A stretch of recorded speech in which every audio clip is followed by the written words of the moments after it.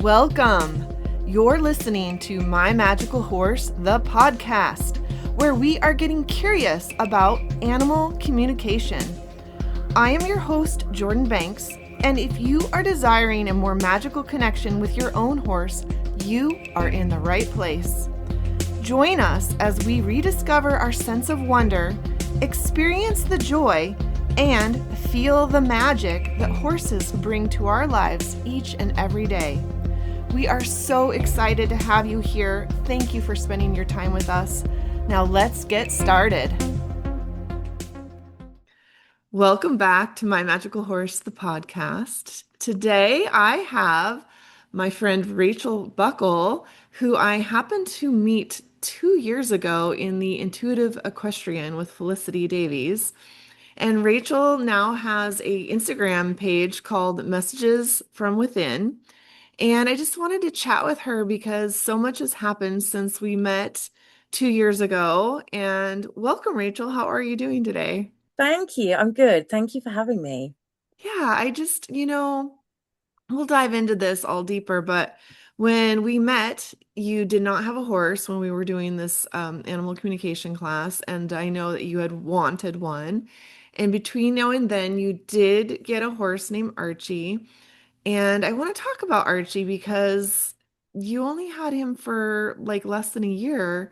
And I'm sure that there was a deeper meaning to him coming into your life. And I'm curious about all the things that you like learned from Felicity's class and then all the things that you learned from him and how all that kind of maybe ties together into your life's purpose or the path you're on now or the Instagram page that you started and all of the things. So, yeah, just thanks for coming. And I know it's fresh. It's fairly fresh because that was only two months ago or so, a Yeah. little over 2 months ago that you actually lost him. So, tell me maybe a little bit about your background, like as a horse person, and what led you to decide to sign up for Felicity's class, the Intuitive Equestrian, to learn about animal communication and energy healing and all the things that we got to do in that awesome time together. Yeah, it was awesome. So I think I I've had a couple of horses of my own. I'm very lucky to have had them for, quite a few years. And throughout those relationships and partnerships that I built with my own horses, although I wasn't actively in the kind of animal communication space at that point, because we're talking kind of 10 years ago plus now, Mm-hmm. I always felt that there was like some sort of deeper connection or something different about the relationships I had with my horses compared to like your average owner. And it wasn't about, caring for them better or anything like that. It was just literally there was just seemed to be like I feel a depth that other people don't seem to have. And I didn't really, I couldn't explain what that was or or even if it was built on anything at all. And as the years have gone on, I'd actually lost my horse at the time, and I'd spent a couple of years like just taking a different path, like lots of personal growth for myself, and how I wanted to grow and heal and, be more authentic and work out who I was as a person in order to actually like turn up as me rather than, the kind of social norm that we're all kind of, trying to fit into without Yeah. realizing it. And as part of that, I started to help horses like on the ground, and I became a bit of a like horse behavior enthusiast, let's call it. And I was absolutely fascinated by horse behavior, and I really lent into that. And I was based at a like a sort of a competition yard at the time, and I'm still there today, not professionally but personally. And I used to go and help groom at like events and help some of the horses who perhaps had like they didn't like loading or couldn't do this or couldn't do that, and or struggled with certain things. And so I used that as an opportunity to really practice learning horse, I suppose you'd call it. um I'm really joining the dots of horse behavior and the fact that horse behavior was communication. Um, Mm-hmm. and when you really kind of hang out with a lot of horses and you don't do a lot apart from observe and share space with them, what I was finding was that I was able to kind of connect with these horses in a way that I couldn't really understand. I'd sort of see the odd flash of something, or perhaps hear the odd flash of something that I felt was more than just horse behavior. Mm. Um, but it all comes down to like being present with the animal, being grounded, and actually learning to be present was one of my kind of biggest, I suppose, like steps forward towards this kind of new path for me, because it just made me, I don't know, it made me a different version of who I was, because I wasn't living in my head and I wasn't trying to be a social norm of something. I was just being. And Mm. the more I was just being, the more the horses around me kind of almost opened up to me, and the more they felt safe in my company, and me in theirs. And it just opened this door that I didn't really know existed. And so I started to develop, these sort of like moments where I felt like the animal was really trying to get a message across, and it was more than just behavior that I was witnessing.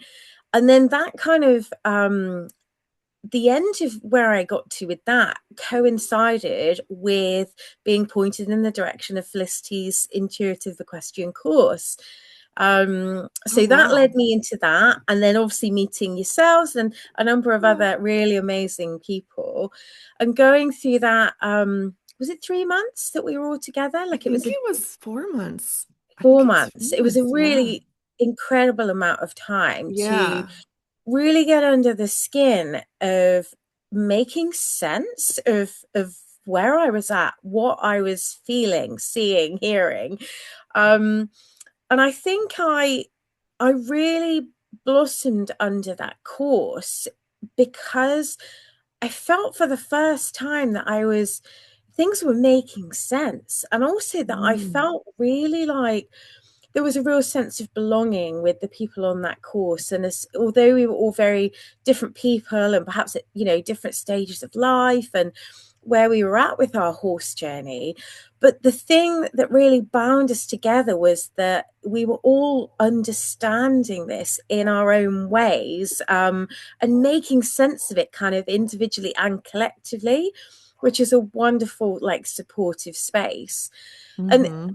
one of the biggest things that I learned that really like set me off, I suppose, on this path under that course was Felicity. It was right at the beginning. We talked about the different ways that you can like receive messages, and she referred to it as the clairs. So like Mm-hmm. clairsentient, clairvoyance, and it's like, do you hear things? Do you see things? Do you feel Yeah. things, etc. And my experience of animal communication, and the very small amount of people that I knew who were trying to kind of like get into this and make sense of it for themselves, they were all either very much a seeing or hearing people. So they were either like, Mm-hmm. seeing pictures or almost like a video reel of something happening, or they were hearing like messages as if, the spoken word.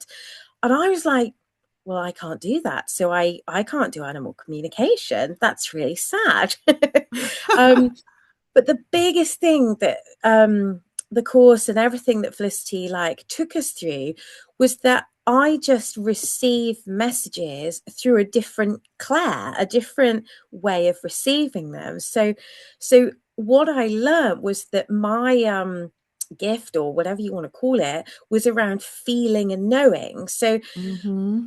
if I were to describe something that an animal had shared, it would sound very much like I'd either heard or seen something. But for me, it comes through in a different way. It's just like a feeling, it's just like there.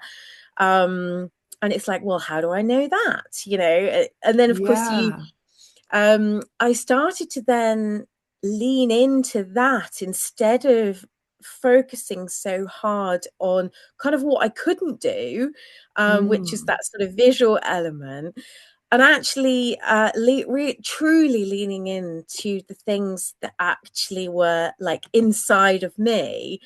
Um, and then this whole other world opened up. Wow. Mine is also, so I think it's the claircognizance, which is the clear the knowing. And I Mm-hmm. think that a lot of times the knowing and the feeling, because clairsentience, I think, is the feeling.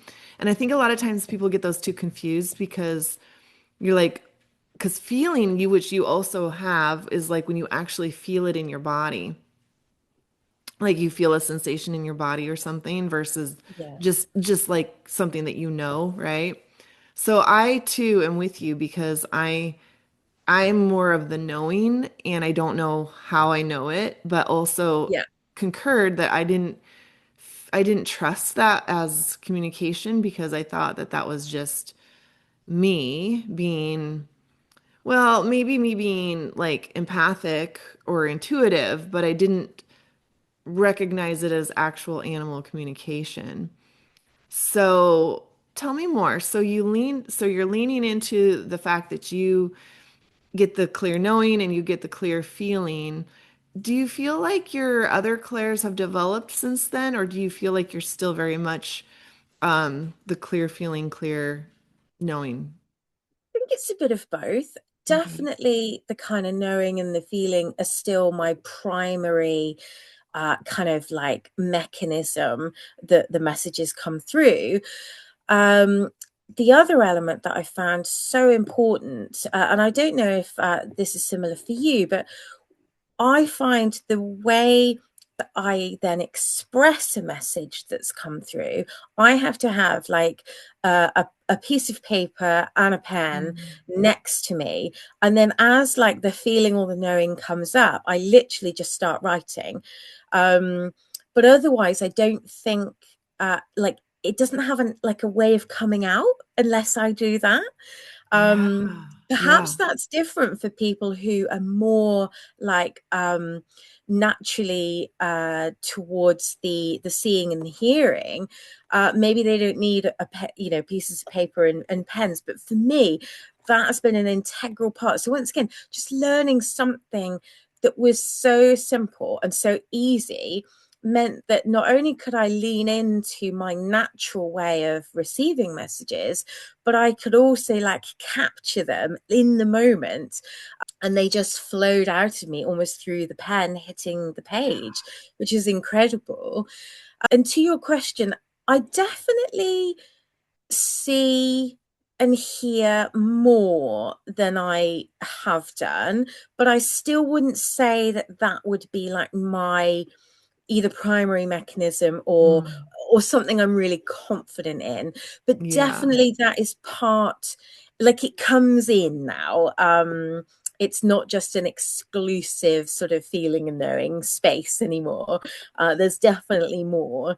The other thing I've noticed is like as I've leaned in more and more to what I'm good at, or what's natural for me, and then as I've paired that with like my own sort of personal growth journey, or however you want to term that, I've found that the messages that I receive are much deeper than I could have ever like channeled at any point before.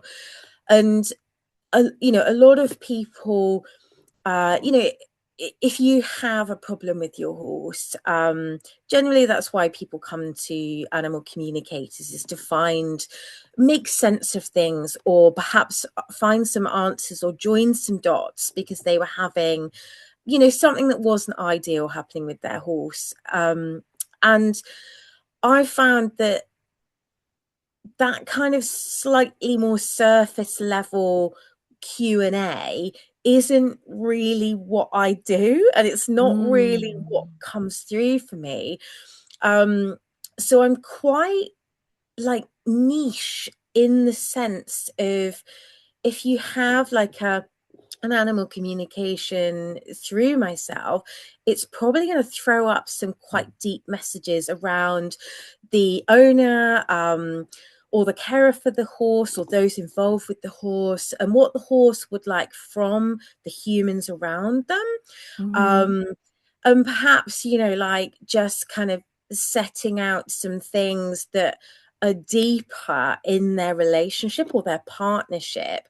So yes, I can tap into body scans and seeing how the horse is physically and mentally and stuff, but it's more around, there's a real focus on the horse and humans partnership, and like the reality of that, rather than, oh, he prefers the red feed bucket and he likes this stable, and he likes to gallop in this field, like there's a lot of sort of slightly more surface things that do come through, but I find that I'm much more likely to tap into that slightly deeper layer about the partnership and what comes through from there.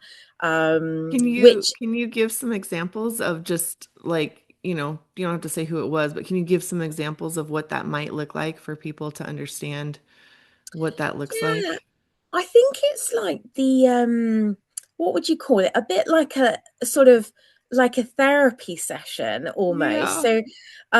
So you would just, it's like the horse gives me some deeper messages for the human, and perhaps where they are on their own personal growth journey, um, and then what they would like from their horse human relationship, from that side.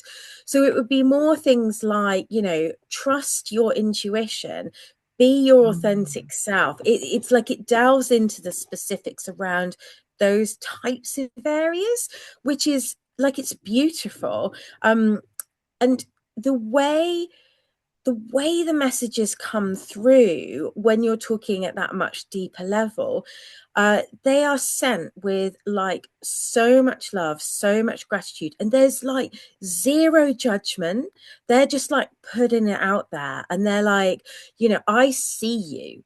I see the real you, and I want you to show up to me as the real you. And it's been amazing, the amount of messages where the animals are sharing or encouraging their humans to, the more they can be themselves, the more the animal can like step into their true selves and Mm. work through their challenges. But the mirror aspect of the relationship or partnership is it's so incredible. But it's kind of, it's sort of not for the faint-hearted. You almost need to slightly be on a personal growth journey yourself, and Mm. at least like started that, to really be able to hear those messages It's and for them actually to start, land. Yeah. yeah, and absorb them with that love, with that encouragement. But they never say anything that's like nasty. I don't want Yeah. anybody to feel like that comes into play, because that's just not a thing. That's not how our animals see that. I mean, you get a lot of personality with the messages. So if you've got an animal that is, what you'd call like quite in your face, straight talking, knows what they want, that type of character, their messages will come through as that character. Obviously, if you've got a really sort of calm, quiet, perhaps more introverted horse, like their messages will come through in that sort of, that style and tone will match that. But I think if you know your horse, like what sort of personality they have, and so the style of the messages, even if they are deeper ones, like I just find it amazing because they're all different in the way they come through. But that just mostly makes me kind of chuckle because you know, literally every animal is unique, and that in itself is beautiful. And the partnership with their humans, regardless of what type of animal it um, is also unique, and that in itself is beautiful. And there have been so many occasions where the message is sort of around, I'm in your life for a slightly different purpose than the one that you thought I was going to be. And I find that fascinating because obviously the horse world, I think almost wherever you are in the world, it's kind of about doing, isn't it? Yeah. Rather than being. And some horses are just kind of waiting and, you know, really gently holding that mirror up to their humans to say, like, we're going to go on a journey together, but it might not be exactly how you thought that journey was going to play out. And I think we've all got that examples of that with our animals, haven't we? Yeah, my horses, well, specifically Ugo has been that for me. And Mm, in his recurring injuries that start the self-healing journey and to start doing all the inner work and all of that has been, yeah, quite the journey actually. So yeah, I find it interesting. So you were already finding that space of just being before you did the class with Felicity.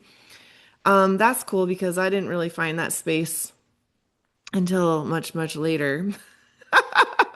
I'm still I'm making progress, but I'm still fine. You know what I mean? Like just learning how to be like with Ugo again, all his injuries and me spending time just hand walking him and hand grazing him has given me time to learn how to just be with him and to try to remove the guilt, my own guilt that I'm not doing more. You know what I mean? It's yeah, so programmed into us that we should be doing XYZ, or if we own this animal that's costing us X dollars, that we, need to be doing something with it. And really, what I've learned in my own journey is it's not necessarily about that. yeah, absolutely right. And it's, I think because of the kind of social norm elements that, you know, are fired at us day in, day out, you know, in life in general, but also within the horse world, it's really easy to just kind of get sucked in to that and not think that there's anything else there. And, you know, I'm sure you've seen Hmm. it, but you know, there are so many like owners who are, you know, keep their horse at a livery yard or boarding barn, and unless they're riding they don't come and see their horse. And I Right. find that you know, like a product of the system. It's not that they don't Yeah. care about their horse, but you know, the system kind of promotes a different thing, doesn't it? And like you say, it's all about the doing, and being is seen as like wasting time. Right. Um, when I think, you know, Unfortunately. Yeah. yeah, unfortunately, but actually that's where the magic happens, Hmm. in those quiet moments. And I feel like you've been going on this journey, you know, very much in the last year or so as well. And it, when it doesn't matter what the circumstances are, like you with Ugo and his injuries, um me without having a horse, so I was hanging out with other people's horses on the competition yards. And but when you are in that situation where you have given yourself permission and your situation is different to the doing, oh my goodness, like it is special. But you have to allow yourself to be in that present moment with the Hmm. animal, and almost it's like reintroducing yourselves to one another when you're in the quiet space with them. um Hmm. and the way they it's like they build a whole other level of trust and just like contentment of sharing space together with you. That is really special. And I don't think anybody in the horse world is really like shouting that from the rooftops, like, but it's so special that you You should know, embrace that time. earlier when you said, you said you felt like you had a different connection to horses than many of the people around you. I resonate with that. Like, I actually got chills when you said that. And then here I'm saying, like, oh, I've only just learned how to be, but I guess that's not really true because now I'm thinking, like, you just jogged my memory, but I was thinking, gosh, there's so many times where I would just sit in my horse's stall and just be with them, but I didn't even really realize I was what I was doing at the time. Yeah, Um, yeah. but yeah, I've spent a lot of time when I'm at my own, when I'm able to, let's see, how do I phrase this? My natural state of being, let's say that, would be to do that when I'm not caught up in the whirlwind of I have to do all these things that are on my to-do list, and then I'm not able to make time or find time to do the being. And like interesting too that a lot of times the being for me a lot of times would be when I was at a horse show. This is interesting. When I was at a horse show, and so then I didn't have a list of other horses that I had to work with because I was away from home. So, like, say if it was a horse show I went to just with my horse and I didn't have students or clients there, I spent a lot of time just being with my horses Mm. and cherished like every minute of that, just hanging out with them in their stall or whatever, because I didn't have anything else that I had to do, right? So there was the beauty of that for sure. And then there's the opposite of that is like when you go with a bunch of clients and then you're like, barely have time to get your own horse ready for class or whatever. So runs the spectrum, I guess. But um, I guess I want to ask you about the class with Felicity. What do you feel like? I know it's been like 2 years now since we did that. So I actually have two questions. What do you feel like your biggest takeaway from that class was? And how have you seen your own skill level evolve since then in the last 2 years? And do you make it like a regular practice every day to practice animal communication, or what does it look like? Sorry, now I threw three things at you. The first part around what was the biggest kind of takeaway, I think for me, obviously, we've talked about the element of understanding how messages came through for me. So Hmm. that was a light bulb moment for me. And then on the back of realizing that I could do animal communication and learning about how that came through for me and how to do that for me. I think the other thing was really appreciating that we are all unique. And so every animal communicator that you might go to or speak to, like on this podcast, or if you're, looking for an animal communicator to do a connection with your animal, um, every person is unique. And as we've discussed already, just the way messages come through is also unique. So Mm, there was that element of like being at a lot of points really in awe of the other people on Felicity's course, but mm, then actually realizing that for for me to do my version was also unique. So, like the mm, other people on the course probably couldn't do what I do, and I couldn't do what they do. We were all doing animal communication. We were all connecting with the energy of the animals, well, and the humans as well. But we were doing that through our own authentic lens. So, one of the huge takeaways, I think, was that authenticity.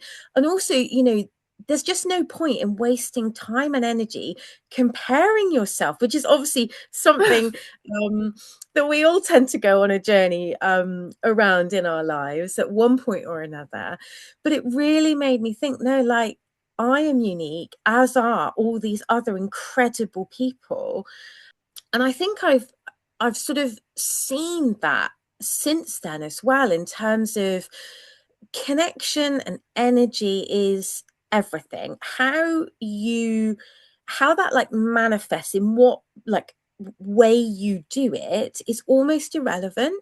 Like I follow a few people on like social media now, and but it's all about connection. So I follow somebody who connects with people's like illnesses or injuries, and it, tells the story effectively of why that happened to the human, and the personal growth journey they should go on in order to heal their body. And it's all about like disease equals disease. So if you haven't got a regulated like Mm. nervous system, then you are inviting into your system disease, which then turns into health issues. I follow another lady who connects with houses and land and the energy of houses and land, and tells the Wow. story of, yeah, like, but these people are incredible. And then obviously a whole bunch of what I would call animal communicators as well, who, obviously I relate to more because that's what I do. That's like how I'd like to manifest these connections and energy. But it is all about like we can all connect to energy, and that's the wonderful thing. But we will do that in our own unique ways, dependent on like that our personal kind of like way things come through with messages, and also our personal interests, whether that be Mm. horses or buildings or Yeah. the human body. And a big part of that is having the self-trust to acknowledge that you are, in fact, what's the word I'm thinking? You are tuning into an energy, that you are receiving a message, and that you aren't just making it up. How long did it take for you to believe that part, that you weren't just making it up? Yeah, I think that is a big challenge for most of us, because we will always have doubts. For me, I felt like anything, if I were to start, I don't know, playing basketball tomorrow, like I've never played basketball in my life, I would be rubbish at basketball. And I'm only 5'4", so I would be very rubbish. Um, but it like starting anything new, the way to get good at stuff is to practice and accept you're going to be on that learning curve, and Mm. you have to start somewhere, like the best people in whatever fields in life, whether that be sport or engineering, whatever it might be, those people started off being rubbish, and they then practiced and like evolved themselves as people, evolved their skills, and then joined loads of dots and started again, and like it's a constant process. So I think for me, I've really tried to lean into that perspective on it, Mm. um and I've really like, when messages come through, they just come through. I don't doubt them, I just write them down. um your other question around, how do you develop the skills, and do you have like a daily practice? I don't do it daily, but like anything, it's kind of a use it or lose it kind of perspective. So I do like to connect energetically with something regularly, like at least every other week, if not every week. And that might just be, checking in. I don't know, maybe with my own chakras, not necessarily doing an animal communication, but just something energetically that you can connect to. And obviously, people come in with requests to connect with their animals, and I will schedule those in. But if there's like, it's like buses, isn't it? You have nothing and then several come along at once. um, Yeah. but like it's the same thing. But if I've got like a gap, I will try to do something, or like perhaps connect to a spirit guide, or like do a guided meditation on something like that. So I'm in that like present state in order for things to kind of come through in whatever form that takes. So, yeah, I use Felicity's material that we Mm, obviously got from being on the course literally week in, week out. And you said earlier, like it's been 2 years. I'm still utilizing that structure.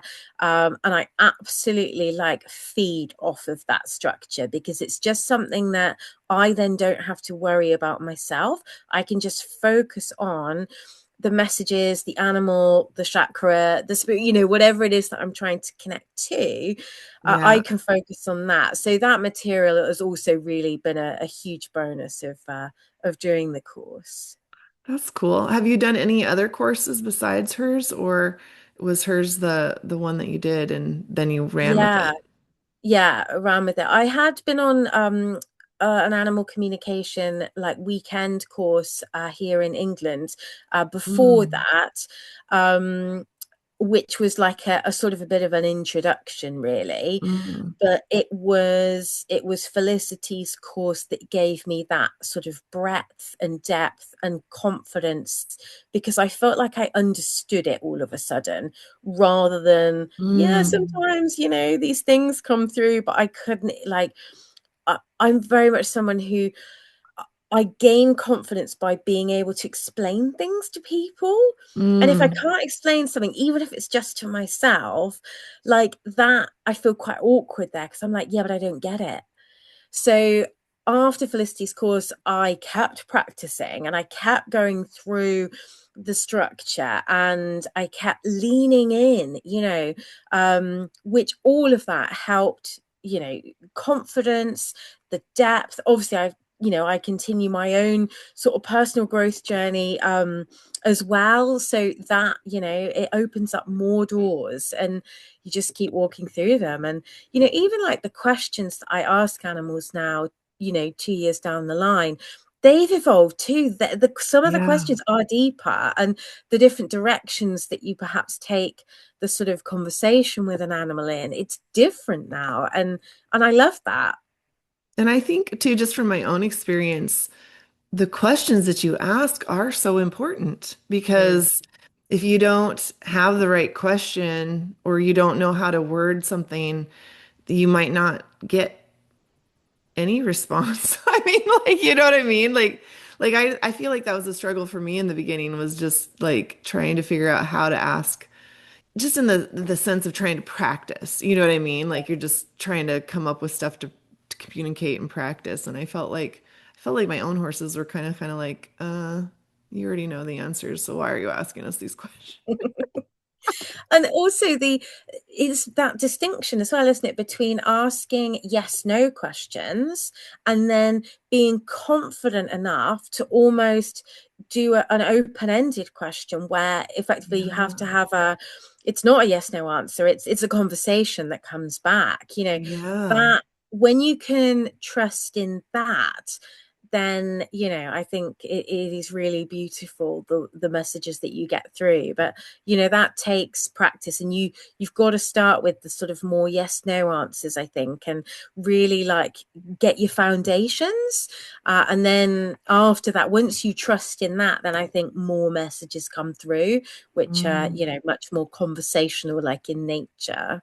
And when you build the confidence or the belief that it is real, it's Yeah. almost like that opens the door for more deeper messages to come through as well, because then the horse is trusting you Mm. as well, I guess, if that makes sense. Yeah. Not and just and like horse, any animal.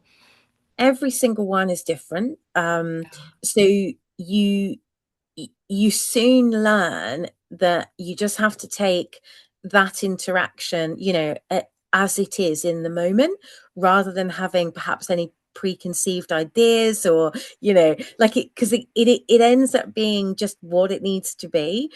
But actually just kind of letting go of some of that control is a huge big deal. Yeah. and and Yeah. of course there's, I don't know if you find this, but there's that real kind of mental block around if you connect with an animal, perhaps that not necessarily know a lot. but you know what they look like, you've perhaps met them, know perhaps a little bit about their story.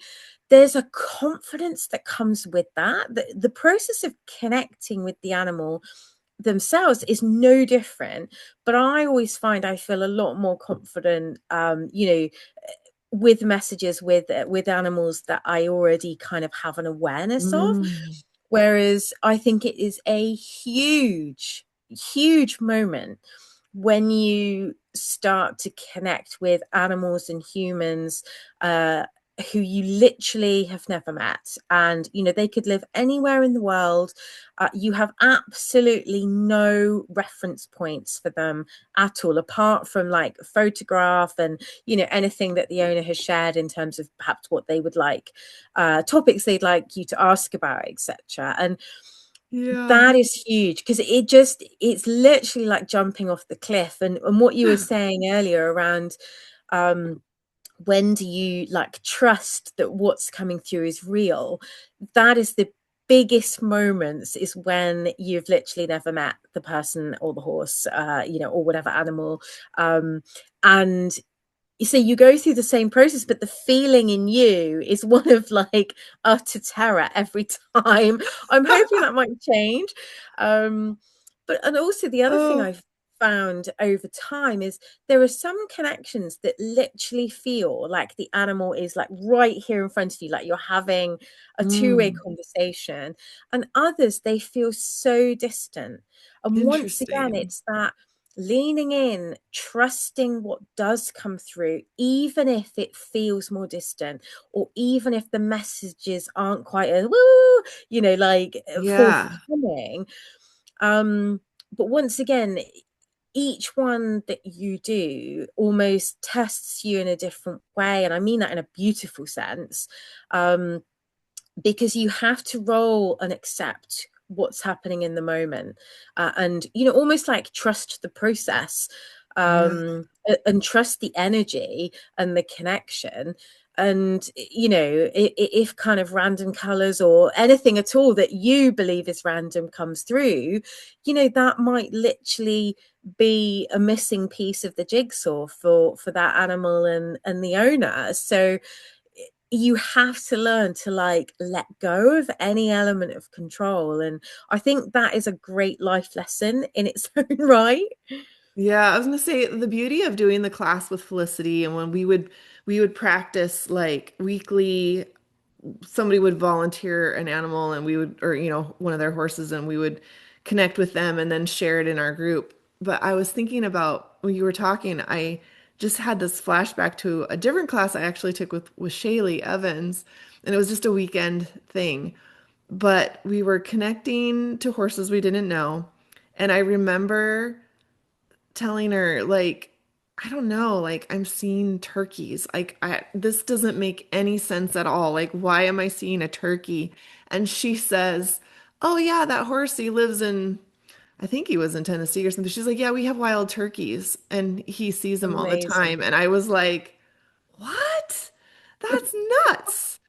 Like, cuz I really thought that I was just That there's you were nuts. why was I coming up with a turkey? And then to find out that there was an actual, like that there were actually turkeys where this horse lived and that this horse would be seeing turkeys was, yeah, it was one of those moments where you start to kind of trust. It's so funny too, is like I literally have to reread through notes and things to almost remind myself of how many things that I have gotten right because I always seem to doubt myself so much still even, and it's like, oh Mm. wow, like I did get that.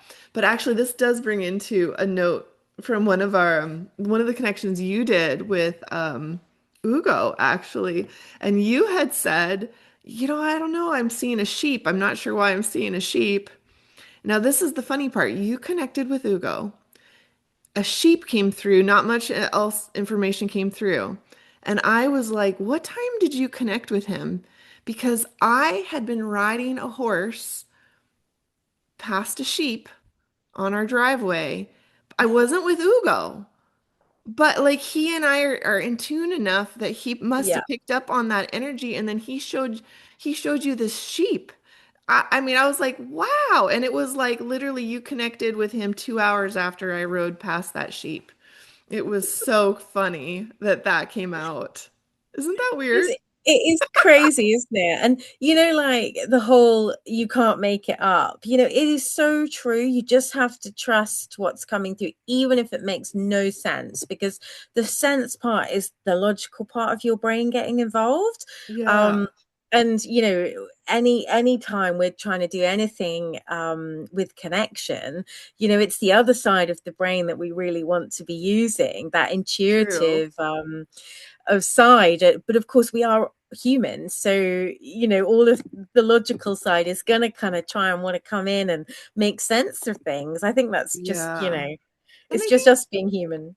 I think too, it's important for people who want to use an animal communicator to realize too that the animal communicator is, yeah, they're getting images or words or feelings or whatever. And then, I mean, shy, I guess, of just straight out getting the words, there's a level of interpretation where the animal communicator, is trying to make sense of what the things are. So sometimes they just have to tell you what they're seeing, and it might make more sense to you than it even does.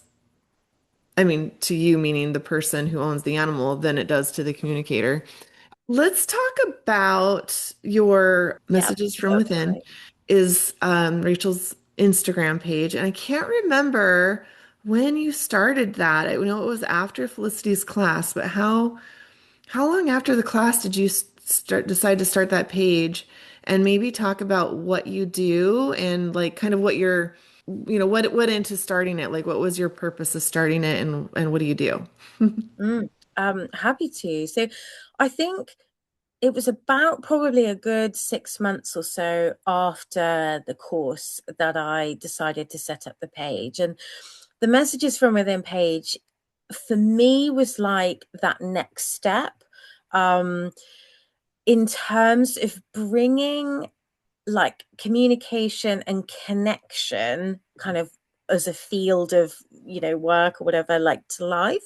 So I felt that some of the messages that were being shared in the connections that I was doing, like, they were just so powerful that Mm, they should be shared wider, to like be able, in with the best possible like intentions behind it, to share the animal's wisdom mm, wider, um with people who almost are perhaps on a similar path to myself, regardless of where they are on that path. But something that I wish I had heard or seen, or had access to, um X years before, when I started that sort of journey. And I felt that the animals had so much. I mean, like, you can choose to go to therapy, or you can like listen to the animals, because they've got like, honestly, innate amounts of wisdom to share, that you'd pay good money for if you went to like a yeah. therapist. And I'm like, but the animals are freely sharing this, and they feel so passionate about it. Was there a way that I could share their messages to a wider but complementary kind of audience, in a way that would be helpful and nice to look at? So Mm, basically, the kind of setup with the messages from within page is that there are like 3 days of a week where I will pick a theme that's come up in an animal communication that I've done. Obviously, if that's with a client, then they would need to give their permission for me to use the messages wider. But we pick a theme. And the theme can be anything from, how a horse feels about traveling, perhaps if they've had, some problems with that, or, how do they feel about their life? Or it could be answering like a specific question, like, what do you enjoy the most? And it will be like lots of animals' responses to that question. Um, mm, and basically, there's like a beautiful image and two messages every day, and the background image builds into like a full image. So on day one, you'll see like 1/3 of the image, and it builds each day. um and then there's like a full image that builds once you've had all of the messages on that theme for the week. And you said um over 3 days or over yeah, how many? over 3 days. Okay. And then say there'll be a topic each week which will be different. And yeah, it's just like visually I feel like it's really beautiful to look at, and I work with a really good friend to help bring those visuals to life. And then we put music to the messages, which adds like a another dimension as well to the sort of the emotion that perhaps sits behind some of the messages. And the messages can be kind of the good, the bad, and the ugly. I try to very much share what the animals have felt passionate about, and sometimes that's super happy things.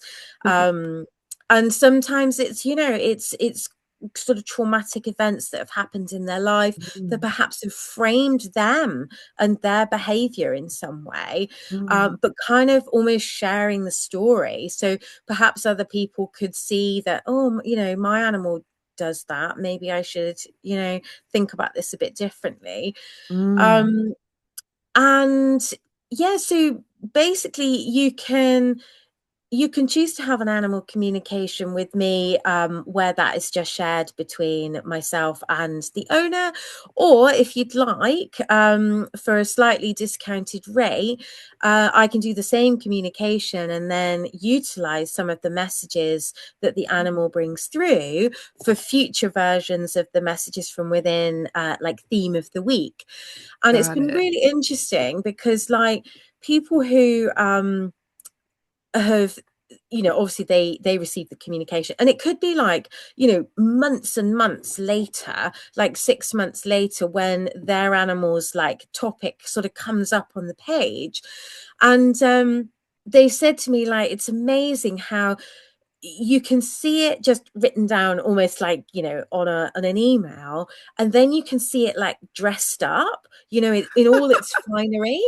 And you've got like that, you've got the visual element, you've got the message and the emotion that comes with the message, and then you've got the music as well. And quite often it's wonderful for me to then look back and remember that communication with that particular animal, whenever it actually occurred, and sort of almost relive that. And then once a week I'll do something called like a reflection reel, where I'll go through previous weeks of the topic, and I'll do like an overview, of what came through for me as I Mm. like ingest those messages. Interesting. um and just kind of almost give my take on what that meant for me, what I felt the key perhaps learning, or key point within the messages was, like, how would I think about that situation perhaps differently if it came my way because of this animal's messages, and would I do something different next time I had the opportunity Mm. to, and if so, what would that look like? And one of the big things that always comes up is weaning. So Interesting. when babies are sort of parted from their mothers, and how the equestrian world does that process. And I've seen time and time again traumatized horses who've taken that trauma into like their well into their adult lives, from that sort of 6 month point, being taken away from their mums, either in a not very nice way, or perhaps it just was very much like, it's 6 months, so now this has to happen, rather than looking at the animals in front of you and saying, are they ready for this, and could we do it in a more sort of like understanding and empathetic way. But yeah, so the page is all about that. It is sharing beautiful, beautiful messages on a whole range of topics, from actual animal communications that I've done, and yeah, people being able to have access to that wisdom. How do you pick the topic each week? Like, what's your process for deciding which messages you're going to share? I think some of it depends on like an intuitive feeling of what feels right. But basically, I just go through, the content that I have in terms of the messages from previous communications. And if there's a particular topic, say traveling, or how do you feel about being a competition horse, or tell me about your younger years, or if it's an older horse, like tell me about reflections of your life. And one thing I've started doing relatively recently, which will start to appear on the page over the coming sort of weeks, is like channeling a message from a collective. So it might Mm. just be the horse collective, or the dog collective, or the donkey collective, depending on what animal I'm connecting with at the time. Or it could be like, if the particular horses perhaps had a particular like illness or injury or something, I will send me some messages from the lamanitic community, and Oh, wow. channel some messages from like the retired horse collective.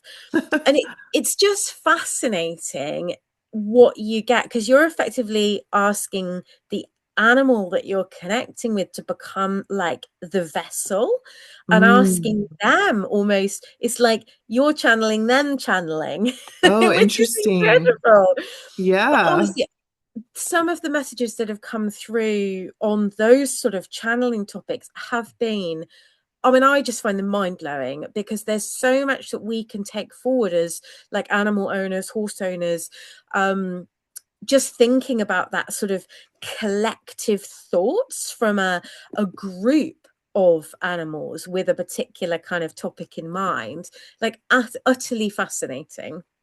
Wow. So you've been doing that every week. You put out a new message Hmm. for how long now?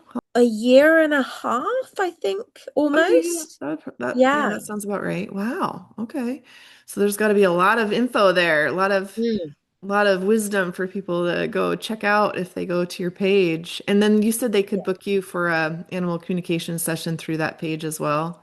Yes, absolutely. And yeah, obviously, everybody is welcome. And I just make sure that you talk a lot about attracting the right sort of clientele for what you Mm, do, and that sort yeah. of, that connection on that sort of same wavelength, I suppose you'd Yeah. call it.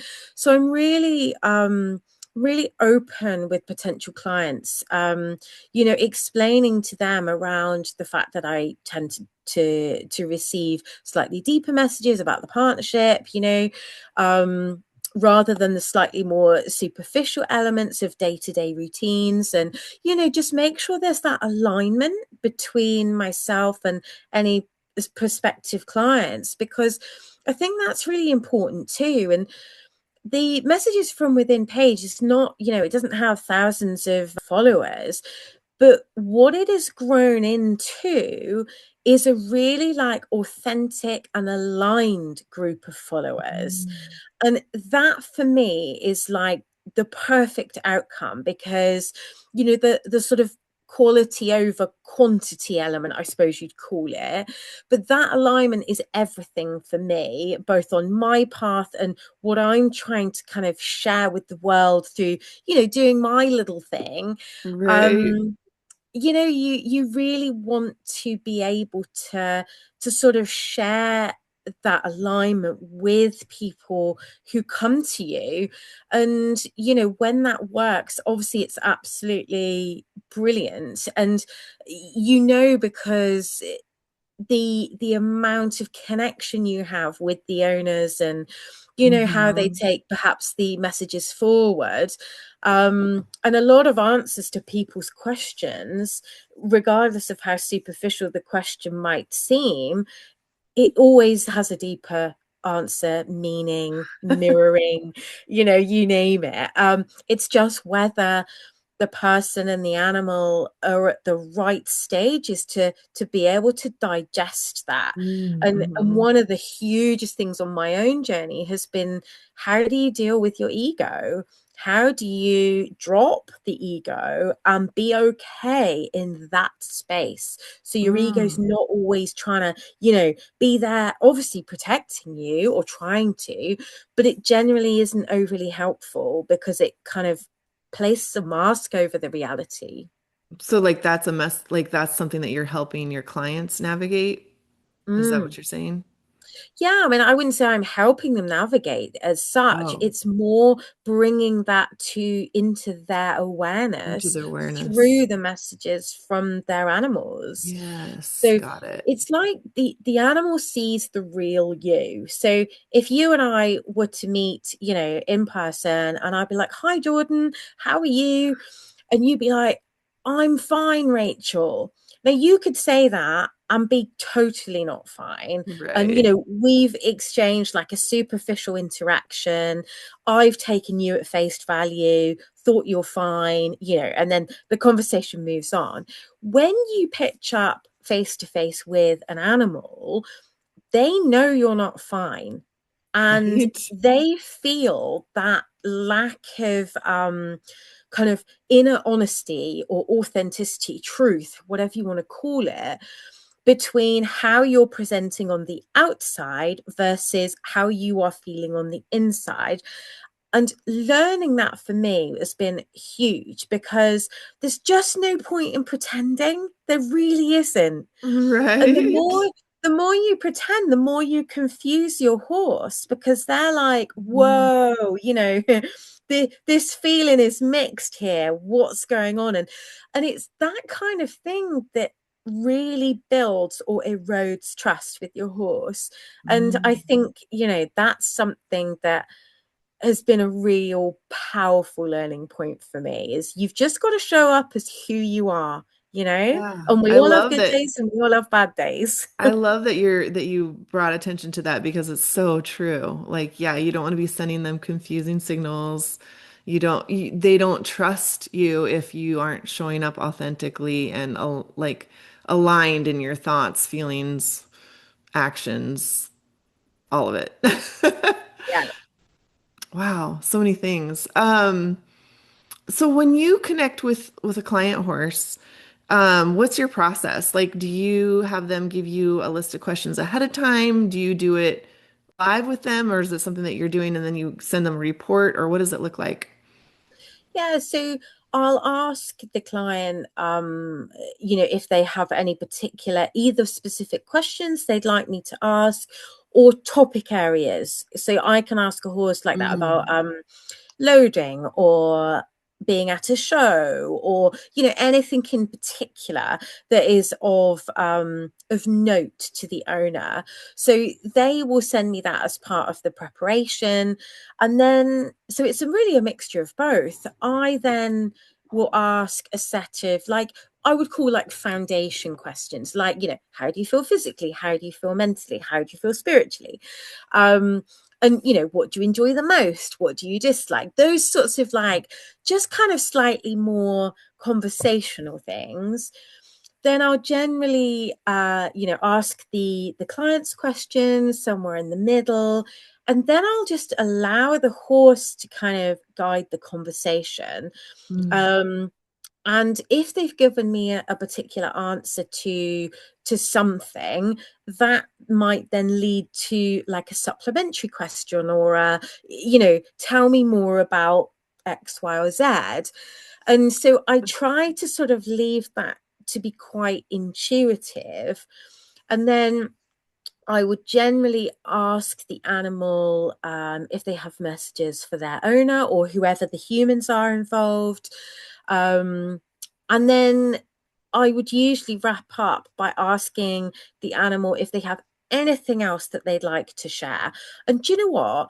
Sometimes that last sort of question before closing the connection throws up all sorts of amazing things. really? Sometimes it's like a whole bunch of messages about a particular topic. Sometimes it's just like almost like random thoughts just flying about lots of different things. But it's basically allowing the animal free reign to express what they would like to express. Um, and me not being too prescriptive about what that needs to be or look like. Yeah, and then so I do that remotely. The I like to have a photo of the animal's Mm. like face and one of their sort of bodies. So if I do sort of a physical scan or like a chakra scan, I can sort of envisage their body or a particular part of their body when I'm trying to like connect with that part of the energy. And Mm-hmm. then yeah, so I'll write up the messages and then send that to the owner and let them know, when I've completed that process and when they can expect, the messages to be sent over. Because I know a lot of people, want to be like, I need to be sitting down and ready for this kind of thing. And, like, because it's quite a lot to like Yeah. ingest, Yeah. and I always sort of invite them to read it from beginning to end and then come back, and you'll see like certain things will stand out each Mm. time you read through it. And also they're quite often is like almost like some golden threads that the animal has brought up throughout the different questions, which really means you can sort of there's an opportunity to join some dots there, perhaps either in their management or routine, or perhaps it's just real things that they love and you could do more of. Mm. um, so yeah, that's kind of the process. Very relaxed, and yeah, it's just like every animal is special, it's Yeah. an honor and a privilege. So true. Let's talk about Archie. Can you maybe just explain how he came into your life? Like, I know that happened, and I don't remember what the timeline was after the class with Felicity and when you found him, and maybe some of the messages that he had for you in his life with you, and yeah, whatever you want to share. Okay. So Archie was my first horse where I really wanted to consciously try and do something different in terms Hmm. of, being their human, and what I wanted to try and achieve, or how I wanted to try and achieve, I suppose is the best way of putting it.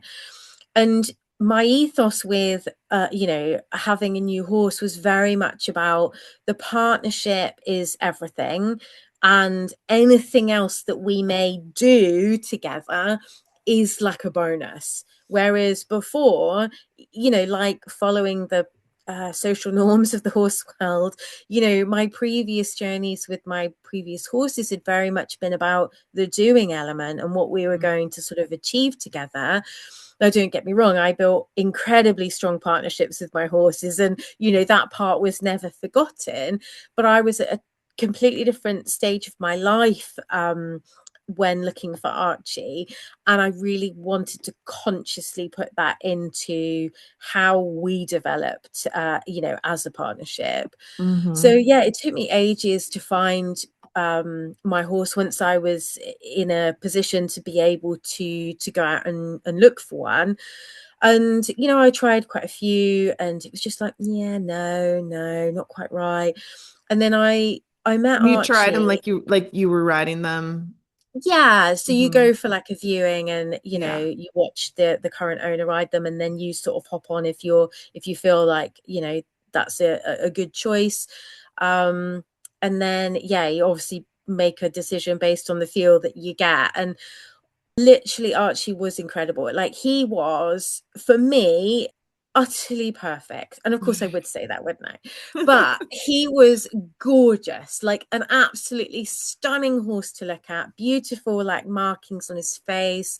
But he was also just the most beautiful character. Like, he had a big personality, but he was so kind, and I felt completely safe when I rode him. And it was just like, there is no reason not to proceed here. Yeah. And I went with a friend, and she was saying the same thing. She was just like, yeah, he's perfect for you, Rachel. So anyway, he had like a pre-purchase veterinary exam, passed that with flying colors. And then I got him, it was July last year. Mm. And he came home. We kind of just spent a couple of months just getting to know one another, and that included a bit of riding as well, but just generally a little bit of everything.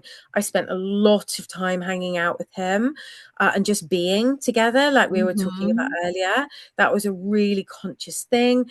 And before I'd work with him, whether that was on the ground or we were doing something under saddle, I would often just find stillness with him before we started to do anything.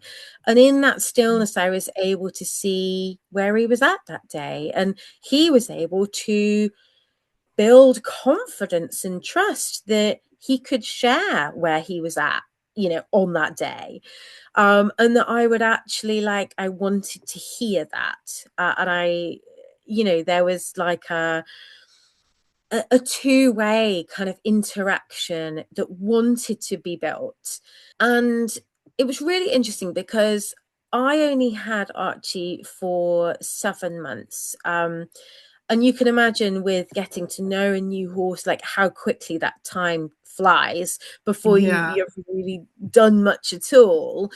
But the time did fly. But we were able to develop a partnership in a very short period of time that I felt was like next level for me. And I'll give you an example, of trying to bring in the sort of elements of communication, because Hmm. communication doesn't have to be me sitting down, in the evening and connecting to Archie's energy. I'm talking about day to day. Like, how does Rachel do day to day communication with her new horse? And I Yeah. didn't know the answer to that, but I was, just Mm. by getting to know Archie, I was starting to, like, develop what that needed to look like.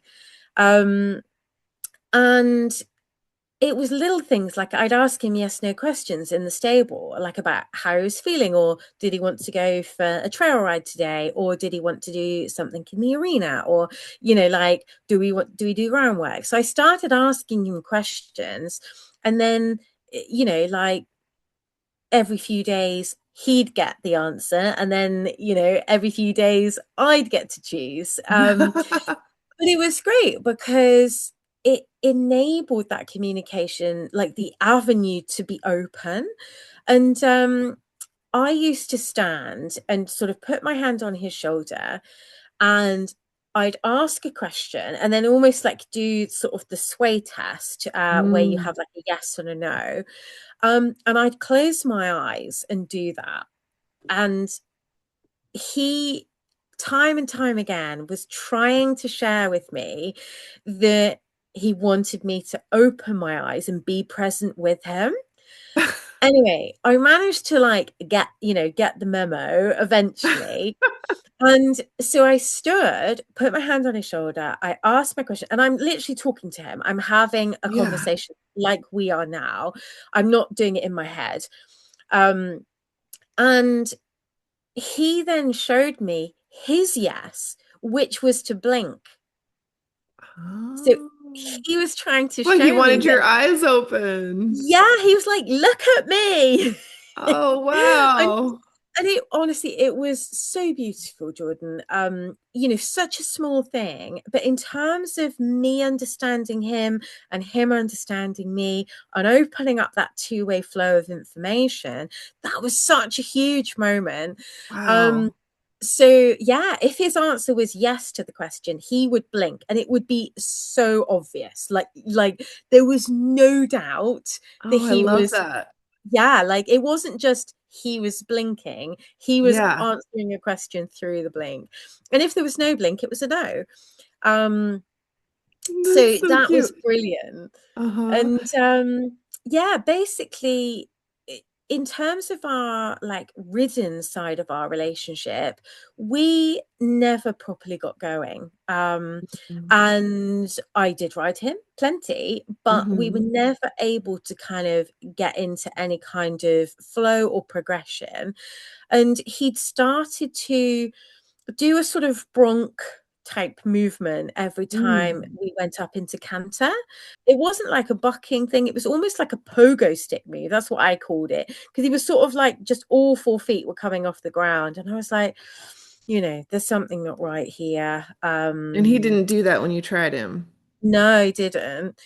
So I started asking him questions about his body and, trusting my intuition that he wasn't being naughty. He wasn't trying to, take the mickey and all of that. And, you know, I could have chosen to ride him through those things, but I chose to listen to him and trust him. Um, and to cut a long and very painful story short, he was seen by my vet, and she was absolutely incredible. And she felt that there were neurological elements going on, and that was sort of causing lots of little behaviors that most people perhaps wouldn't notice, but I'd written them all down, and but I couldn't quite join the dots on them myself. And he went to the veterinary hospital to have a CT scan on his neck, which was where the vet felt the problem was coming from. And that was causing, say, all of these little behavioral changes. Even though he never did anything awful, he was showing that he wasn't comfortable. And he had a CT scan which showed an absolute mess of bone deformities in his neck. Oh, Um, wow. and I think like the sort of the collective term is ECVM, which stands for equine vertebrae complex malformations. So basically, it's something that's passed down from a parent. So it's there from birth. And it generally happens where young horses either grow, which Archie had done a lot of growing in the 6 months sort of leading up to all of this really, being a big problem.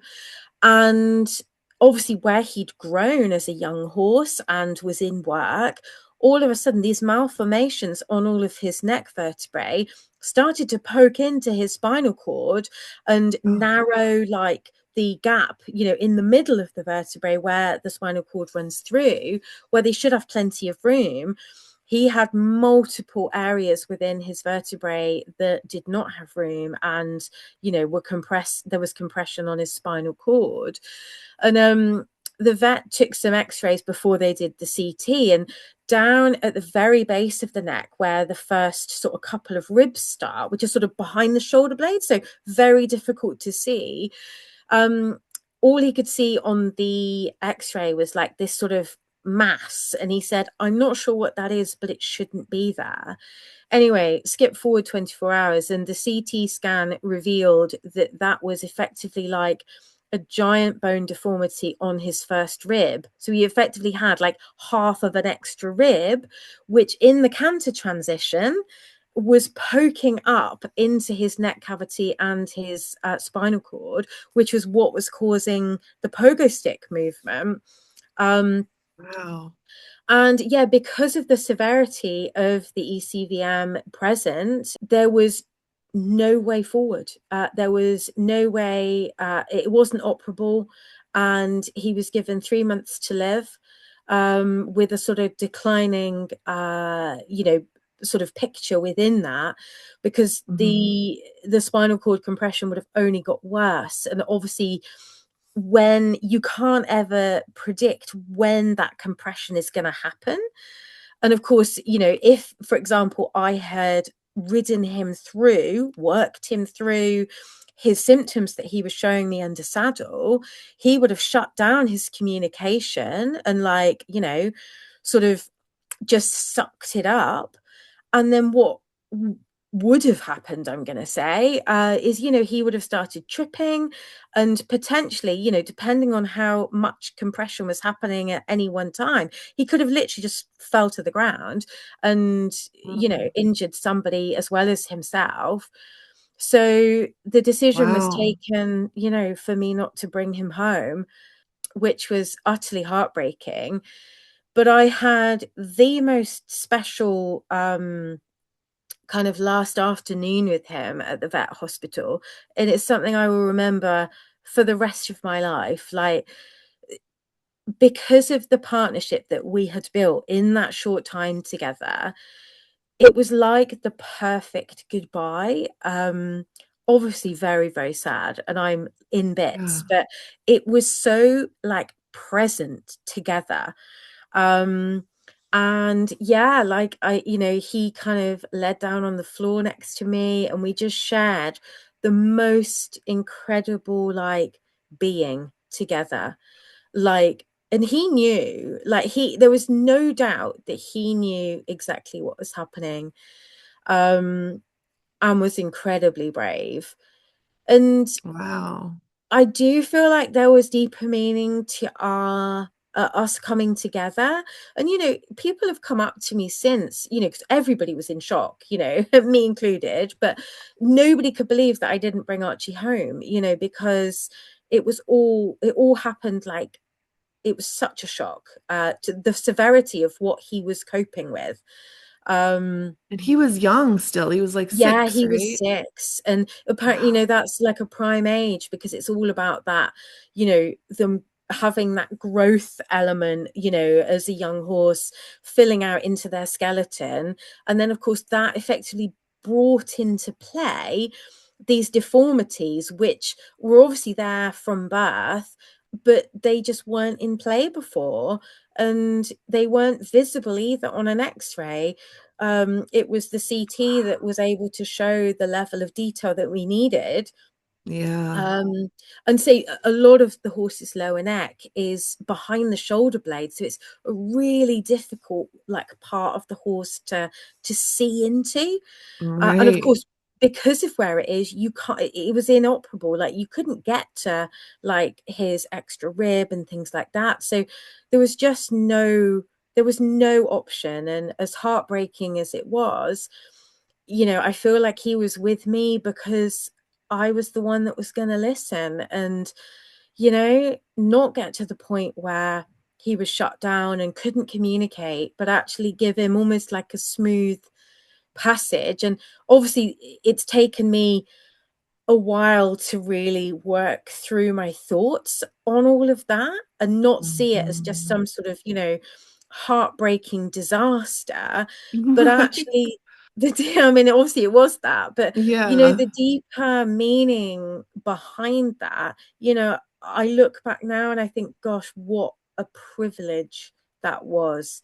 I mean, heartbreaking privilege, but a privilege nonetheless, that I was the person, like the guardian of him, when he needed somebody who was looking for the same journey as me. And although I thought our journey was going to be much longer than it was, and I'd found my horse of a lifetime, he'd found his home for life. It's just like that sort of forever element was Mm. just very short compared to what, I thought it was going to be. But But it what a was special. I was gonna say, what a testament, though, to trusting your intuition and to Mm, trusting the listening, because, like, you're right, you could have pushed him through that, and he A, might have sucked it up, or B, he could have become more dangerous, and you could have yeah, gotten hurt that way too. But I yeah. think I didn't realize, so I realized that you lost him. I didn't realize he had ECVM until just now. And I think that's incredible, the story to share, because I think a lot of people don't even know what ECVM is. I'm Mm, very aware of what it is, but I'm kind of shocked actually to learn that that's what he had. But wow, I mean, what a beautiful just testament to your courage in trusting what you were feeling and truly listening. Did you ever try to connect with him in like an animal communication session, or was, I know you said that, you're going forward with how do I interact with my horse on a day-to-day basis, but did you ever try mm. to connect with him to find out what was going on, or? No, I didn't. I think a lot of people could probably relate to this, but connecting with your own horses is so hard. Like, Mhm. because it feels so important, Yeah. So Yeah.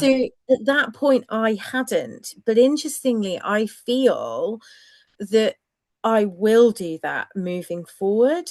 and Mm. almost like, I was saying earlier around like channeling messages from the ECVM Horse Collective. I feel like something along those lines will be really important for me to share those messages wider, moving forward in the future. And obviously Archie and his particular condition is very like relevant to me, but whether you have a horse with, I don't know, kissing spine or laminitis or colic survivor or whatever the ailment might be, I feel like there's something that's really pulling me into that depth, and I feel that Archie will help guide me on that path.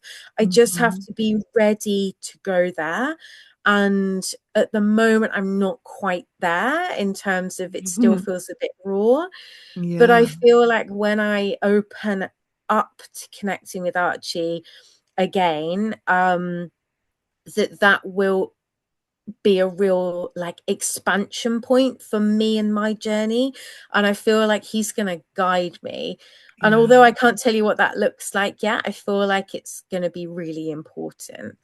Yeah. um I so have a yeah. feeling it's going to be really important too, just in yeah, guiding and shaping your purpose and your path. Mm, Well, thank you for sharing all of that. I know I had reached out to you shortly after and just said when you were ready to talk about it, let me know. And then, you recently said, okay, I think I'm ready. So I'm like grateful to you for being willing to come on and sharing that story. And you said you haven't felt ready to connect with him again since he passed. You haven't yet. mm. No, not yet. It just feels too big, too important, and too emotional.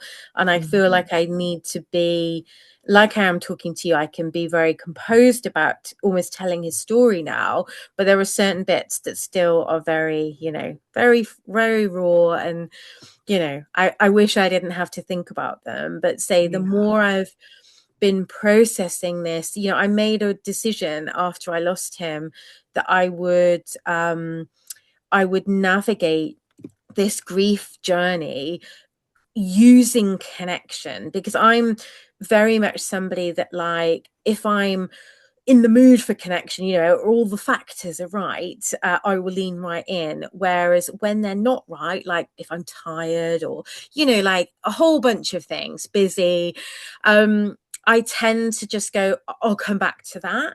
But I've really tried to embrace all the emotions that I've been navigating and the making sense and all of the things that come up when you've lost an animal that is just, your absolute world. I've tried to do that through connection. And the first 2 weeks after I lost Archie, um, I wanted to walk. So instead of going to the Mm. yard after I finished work, I decided I would walk. So I would still go out in nature and give myself like a purpose for going out in nature. It would just be slightly different than, the one I would be doing under normal circumstances. And when I was walking in those first 2 weeks, just songs kept coming into my head, like, and that Really? doesn't normally happen for me. And it was just like, I just felt like he was talking to me through particular songs, messages, either in the lyrics or, some were upbeat, some were emotional. um and these were songs that, they weren't like all my favorites or anything. These were like random songs plucked, like I couldn't have plucked them myself. I And love yeah, it's that just though. like, They weren't my favorites or yeah. anything. But each one sort of had like its own meaning and its own Mhm. specialness. And I just felt Mhm. like, yeah, this is how I want to navigate this journey, through connection and through everything that Archie and I had like built in our partnership. Um, and just believing it's still there, Mhm. is huge in that moment, those moments of, just loss. It's like, Mhm. actually, he is still here, just not in physical form, and Could we you will still be able to connect. could you feel his presence when you would hear those songs? Yeah, it was sort of, once again, like a knowing, Mm. like, and then I'd come home after my walk and like Google the lyrics for that particular song that had come up.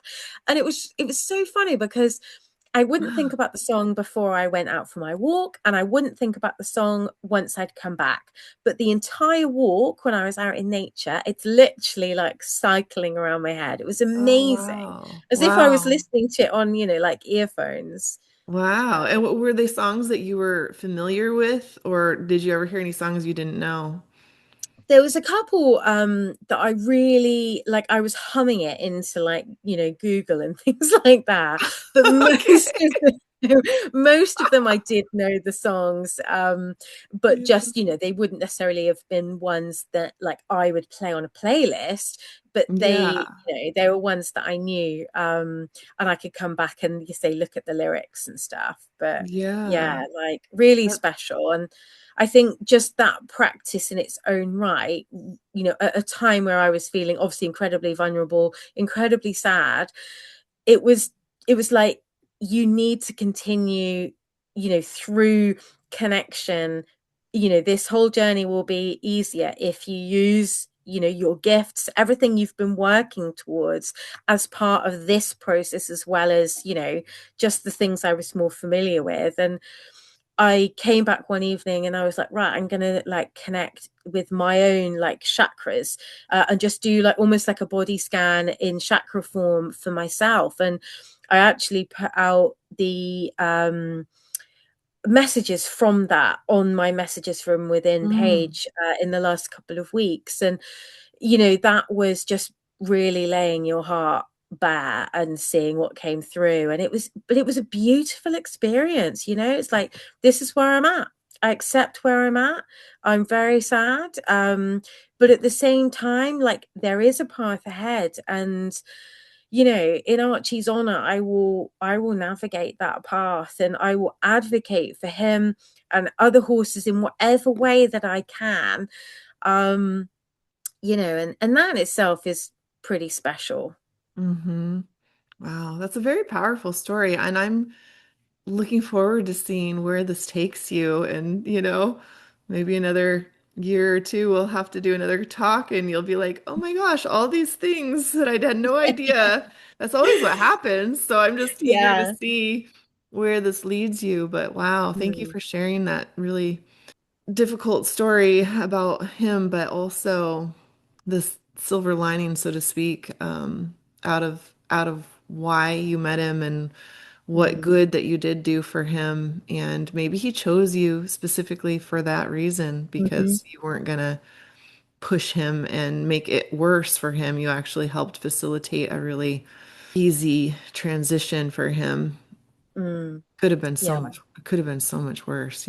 Absolutely. And, So, instead of the ridden work that I thought we might be doing, we found other things to do, like yeah. playing with a giant ball and, like Yeah. doing scavenger hunts and things like that. And once again, that gave me a different avenue to explore in terms of my own knowledge and, how you can be with a horse when riding is not an option at that time. And how you hmm can still stimulate their, mentally without that sort of physical element being the prominent part of what you're doing with your horse. And so I learned so much from him. I can't even explain how much I learned in that partnership. And yeah, I feel like it was all the growth journey and the leaning into horse behavior, leaning into communication. I felt like all of that combined made me the person I needed to be and could be in that relationship with Archie, and everything that then played out. I feel like, you are exactly where you're meant to be. Right. I felt that, So in true. this scenario. Oh, wow. I love that. So, is there anything that I have not asked you today that you wanted to add to our chat? No, no, it's just I think been we've it's covered been a a pleasure. lot. We Yeah. have. Okay, then I still have to ask you the question that I ask everybody at the end, which is if you were going to tell the listeners like one thing that they could do to create a more magical connection with their horse, what would you recommend that they do? Being present with them and giving yourself that permission to be rather than do. And it's not an either or. You can do both. But in the same way as you'd go to your horse and get your tack out and say, right, I'm going to do flat work in the arena today, or I'm going to go out for, a ride around the countryside. It's doing the same thing, but bringing in that permission that a session with your horse doesn't always need to be under saddle for it to be meaningful. If a horse can stand and be present with its human, and its human can stand and be present with its horse, that is incredible, like learning and great practice for you as a human being, but also the the avenues of communication that it opens up between the two of you and your partnership together, it is massive. But you have to like anything, you have to go in thinking, oh my god, like how am I going to be present with my horse? I don't know how to do that. And it is just allowing yourself to be and finding ways for you to quieten your mind, whatever that needs to look like for you, because we're all slightly different in that regard. Mhm. um and just then enjoying the moment, and it's amazing how quickly the time passes, and it's amazing how quickly your horse starts to tune in and process and almost like do their own releasing in their body, because Mhm. all of a sudden you've regulated nervous systems, like co-regulated, and they're able in those moments to just go deep themselves and do their own healing. um they'll come out of like almost like a meditative state, where you're holding space for them to do that, even though you never knew you were doing that. You didn't know that's what you were going to do that day. But that's what it is, and it's truly beautiful. Oh, you just described that so beautifully, so perfectly, because I've experienced that with my horses time and time again, where they start to, yeah, get into a meditative state, start to do these huge releases. And then I'm just like, oh, yay, like keep whatever you're processing. I just, yeah, it's such a beautiful experience when you get to actually witness that. But Yeah. I don't know that anyone's actually verbalized it the way that you have just now. I've had a lot of people say to be, which is funny because this has actually been a theme of a lot of people telling that's the thing they say at the end. But yeah, the way you described all of that was a little more in depth and maybe will make it make more sense to people. That the processing and the healing that you are holding space for, the way you said that, that's so true in the just allowing them to be and allowing yourself to be. Yeah.